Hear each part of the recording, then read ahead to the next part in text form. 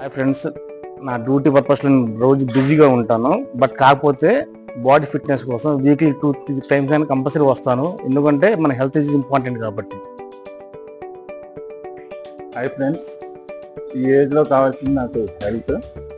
దానికోసం నేను ఫిట్నెస్ని సెలెక్ట్ చేసుకున్నాను. దానికోసం రెగ్యులర్గా జిమ్కి వస్తున్నాను.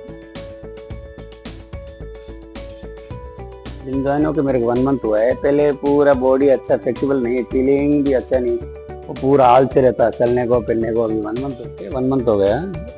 पहले से बहुत अच्छा फील हो रहा है, चलने को फिरने को थोड़ा अच्छा है, फीलिंग भी अच्छा है। Hi friends, good morning to all of you.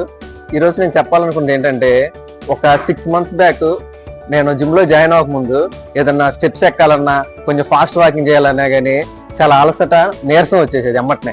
కానీ 6 months బ్యాక్ ఎప్పుడైతే జిమ్లో జాయిన్ అయ్యానో 2-3 months తర్వాత ఆ డిఫరెన్స్ చూడటం మొదలు పెట్టాను. ఎందుకంటే ఇప్పుడు నేను ఎంత ఫాస్ట్గా అయినా రన్ చేయగలుగుతున్నాను, అంటే అలసట అనేది లేదు.